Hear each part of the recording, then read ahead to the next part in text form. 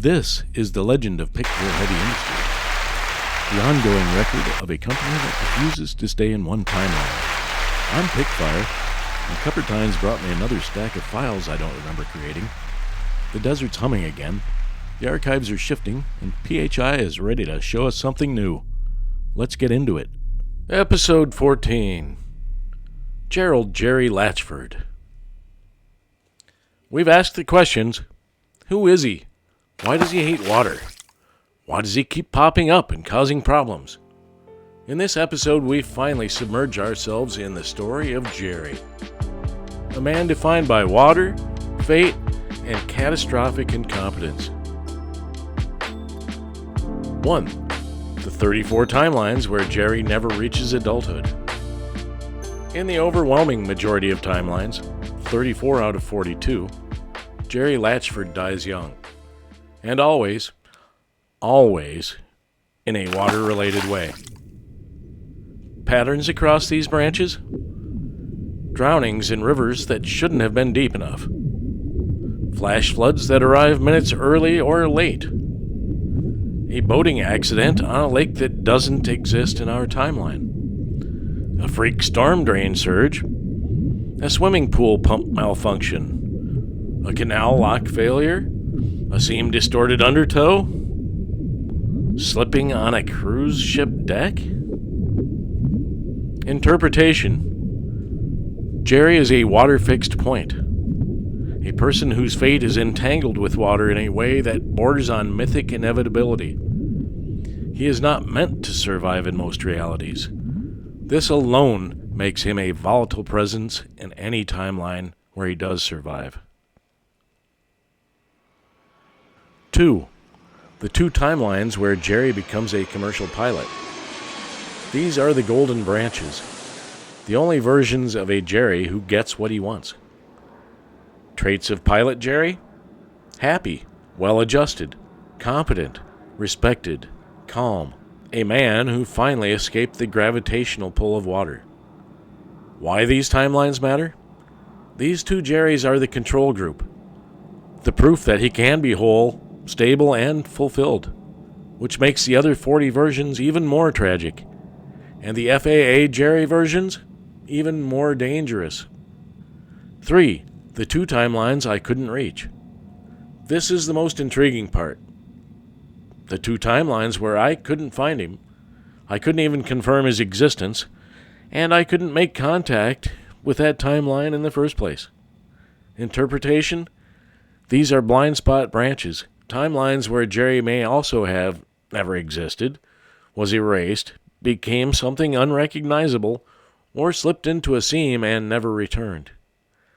These 2 branches are the dark mirrors of the pilot timelines. Where the pilot timelines show his best self, the blind spot timelines may suggest something worse than death, or not. 4. The 4 timelines where Gerry becomes an FAA inspector.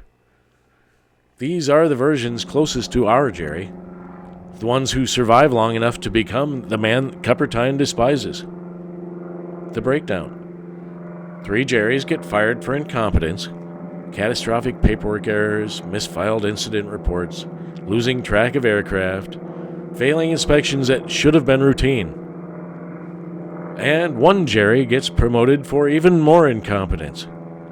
This is the most dangerous version, the one who rises because he breaks the system, the one who thrives in bureaucracy like a fungus in a damp basement, the one who becomes a structural hazard.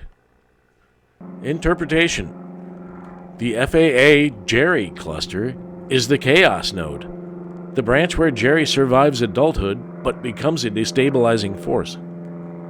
This is the Gerry who intersects with Cuppertine. This is the Gerry who becomes our antagonist. This is the Gerry who becomes the Latchford of the Latchford versus Cuppertine arc. So what are some of the things we know about Gerry?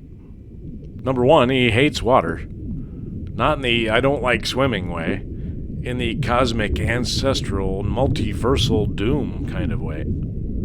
Across 34 timelines, water is the thing that kills him. Lakes, rivers, canals, storm drains, cruise decks, even a bathtub in one timeline. His parents felt the curse. They didn't understand it, but they knew they had to get him away from the Great Lakes.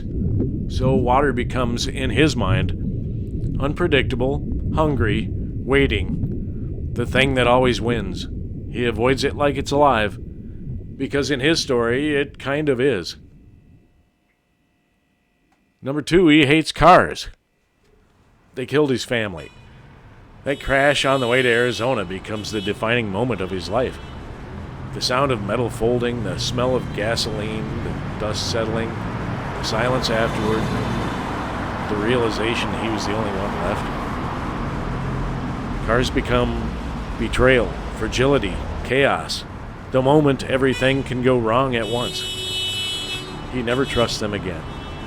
He never drives without white-knuckling the wheel, and he never forgets that a car is the thing that took everyone he loved.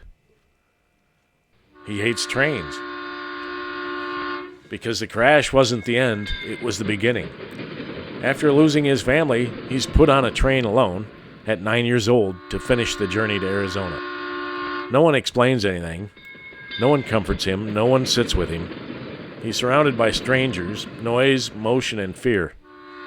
And then he sees me. That's right, we were on that very train. I'm a 3-year-old boy with my mother. Safe, held, loved, protected. I've become the symbol of everything he lost. Trains become abandonment, exile, helplessness.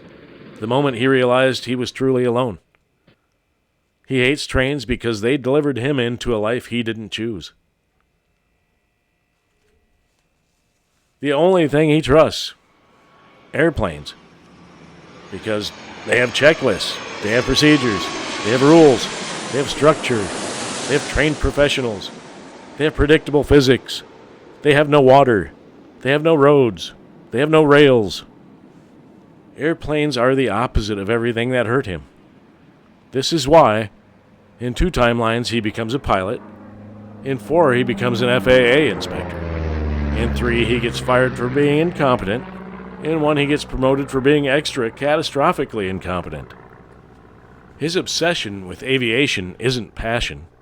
In his fevered mind, it's survival. Wow, that's a rough multiversal existence. You can almost feel sorry for him. But meet him one time, and that feeling will evaporate like your sweat on a sunny day. It's a dry heat, you know. Stay heavy, man.